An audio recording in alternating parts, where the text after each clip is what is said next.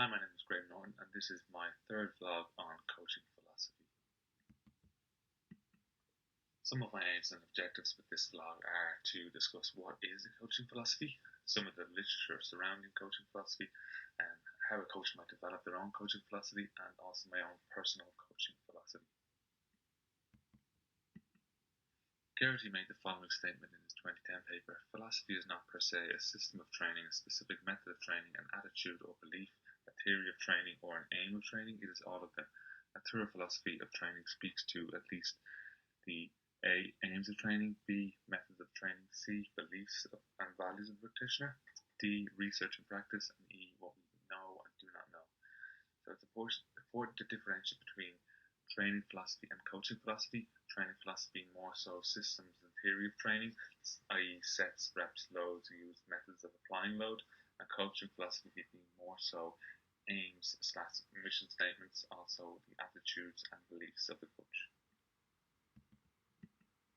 In that same 2010 paper, Garrity surmised the coaching philosophy literature in these tables where we can see some of the descriptions of philosophy in relation to strength and conditioning, and there is a pretty even split between papers describing coaching philosophy as an aim or a mission, attitude or belief, and also those describing it as more so a system of training or a theory of training. Cushion and Partington in their 2014 paper discussed how there is very few clear definitions in the literature surrounding coaching philosophy, and that there is very little consensus among the definitions of what a coaching philosophy entails, and that a lot of research surrounding coach philosophy actually describes ideas that are more so ideological than philosophical. For a coach to develop their own coaching philosophy, they need to understand what is their why in terms of what is their reason for maybe doing the job that they do or working with the athletes that they work with, and also their own principles and values, as well as external influences that may have shaped them as a coach, be it previous jobs or people they may have worked with, and also developing their own coaching style and personality. Two of the most common styles of coaching are autocratic versus democratic coaching. See from this graph in GN Cola 2010 some of the characteristics that define democratic coaching and autocratic coaching. The characteristics of that style of leadership or leader would be almost the opposite in terms of what they would offer or how they would try to lead or coach their team. Another style of coaching would be athlete-centered coaching or a humanistic approach, which I think was summarized well by where he says a humanistic approach to coaching views the sporting context of the athlete's training performance as a vehicle through which the athlete can be influenced to develop and grow. In terms of my own coaching philosophy, I feel like Lyle 1999 really summarizes well my own feelings towards a coaching philosophy and what I try to, or how I try to conduct myself with my athletes.